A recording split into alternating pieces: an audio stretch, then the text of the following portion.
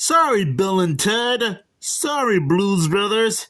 There's a new rock and roll duo in the house in the movie making business. Hey guys, it's me, the media guy here. Now I'm here to share my thoughts on a movie that I'm somewhat familiar with but haven't gotten around to watch it until now. And that's Wayne's World, Wayne's World, Wayne's World, Wayne's World. Okay, I gotta stop doing that because I think I'm making you guys feel a little bit dizzy, dizzy, dizzy, dizzy. Okay, I promise that's the last time I'm gonna do that to you guys. Now I'm sure that most of you never even heard of this movie at all, or even knew it existed. But don't worry. As usual with every VHS tape and DVD I own, there is always a description. In the tradition of the Ten Commandments, Lawrence of Arabia, and Gandhi comes a sweeping screen epic bursting with spectacle and drama. Not! It's Wayne's World, the hilarious party down movie of the year, featuring rocking tunes, radical babes, hubba hubba, and your most excellent host, Wayne Campbell, played by Mike Myers, and Garth Algar, played by Dana Carvey, when the sleazy teasy executive, Rob Lowe, offers Wayne and Garth a fat contract to tape their late-night cable access show at his network. The two can't believe their good fortune. No way! But they soon discover the road of basement to big time is a gnarly one, fraught with danger, temptation, and raging party opportunities. Ooh. Can Wayne win the affection of the rock goddess Cassandra, played by Tina Carey? If I'm saying that right? Will Garth get dunked by his dream girl, Donna Dixon, at the donut shop? Serious questions, dude. There's only one way to find out. Watch Wayne's World, Wayne's World, Wayne's World. Okay, I promise that's the last time I'm doing that. Oh boy. This was one of the funniest comedies I've ever seen since UHF starring Weirdo Yankovic. The jokes are funny.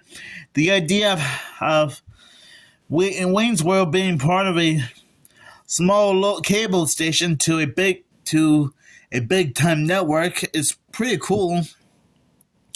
These two, Wayne and Garth, are just hilarious. I mean, they're kind of like the parallel universe versions of Bill and Ted. Only they're kind of less stupid and more smart. Or maybe less smart and more stupid. Or maybe even both smart and stupid.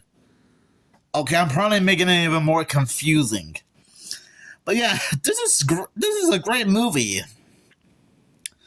I mean, it's kind of like the live-action Josie and the Pussycats movie and the Bill and Ted movies and Blues Brothers got mixed into a blender and came out with this movie.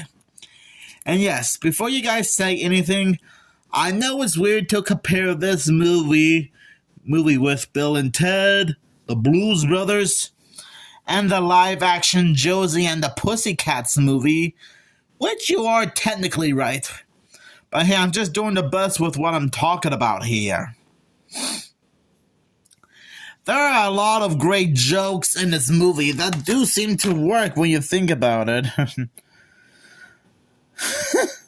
mean, seriously, I when my favorite part is when the TV executive is discussing the contract to Wayne. Yeah, and we get a little bit of a funny sponsor slash product placement joke. In fact, most of that scene is like a 1 minute. It's like watching a 1 minute commercial with different product placements: Doritos, Pizza Hut, Pepsi, you name it. I was like, am I watching? Is this a way? Am I watching a movie or a 1 minute commercial? I don't know. That actually got a little bit of a laugh out of me. And I get a product placement joke can be funny at times. What I like about this movie is Wayne trying to win the girl of his dreams, Cassandra, who's like part of a rock and roll band. I'm surprised that Wayne was able to learn Cantonese, which is where his girlfriend was originally from before she moved to the States and learned to speak English. And he does a very good job.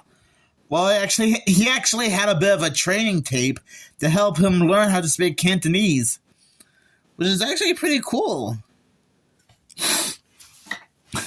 And I guess there are times when when Wayne's World can get a little bit serious. Like how Wayne seems to be getting up in the spotlight a bit when his show is being aired, is now part of a TV network. And yes, I guess Wayne and his friend Garth got into a little bit of a fight, but started to make up for each other in the end. Speaking of which, this movie actually had this is the first film to have more than one ending. The first one is Cassandra being mad at Wayne for screwing her over, and she actually falls in love with the TV executive. The second ending of this movie is where they actually did an entire Scooby-Doo spoof. Which actually got me laughing a bit because I never thought they would do an entire Scooby-Doo related ending. And I think the third ending of this movie, Cassandra finally made it to the big top with the help when Mr. Big was watching Wayne's World on TV in his limo. Now that was actually nice. So I guess and it's funny how this film had like 3 different endings, and not have them be like a deleted scene. And I kind of like how these two break the fourth wall to let the audience know that the film that we all thought the film was gonna end like that. I mean, I was fooled for a little bit when I thought that Wayne's new girlfriend had decided to hang out with the TV executive at a beach resort, and these two had to inform us that they were like, "Did you really think we're gonna end the movie like that?" I mean, there are like a lot of fourth wall breaks in this movie. These two would often look at the camera to inform the audience, which is us, on what's happening. And it is common for most movies or TV shows to break the fourth wall from time to time. Tiny Toons, Animaniacs, Wayne's World, a couple of Mel Brooks movies, heck, even Deadpool and Looney Tunes will often break the fourth wall from time to time. And I guess that also includes a pup named Scooby-Doo. And I don't know any. Oh yeah, I guess there is the Loud House, for example. Almost forgot about that. Now, I think there is a sequel to Wayne's World called, Wayne's World 2. Now, I'm not sure if Wayne's World 2 is better than the first movie, or probably worse. So you guys might want to let me know down in the comments below if Wayne's World 2 is a good movie or not.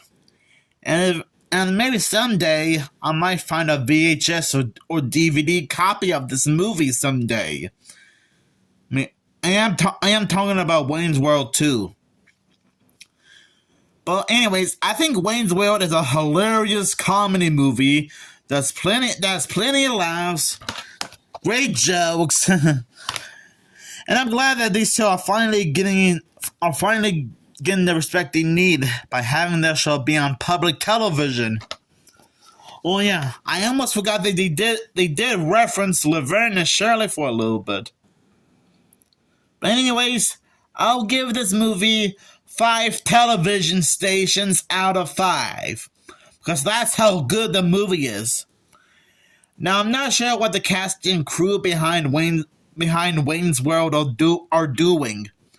I'm sure they must have moved on with other TV and movie projects. Like, I know that Mike Myers is still around, because I think he's working on the 5th Shrek movie right now as we speak. So at least Mike Myers is still around. And yes, I am familiar with Mike Myers' movie role. He was in the live-action Cat in the Hat movie, all 4 Shrek movies in a row, including the 5th movie, and he was in all 3 Austin Powers movies. I almost forgot about that. So, do you guys have any favorite memories from Wayne's World or Wayne's World 2? Just let me know down in the comments below.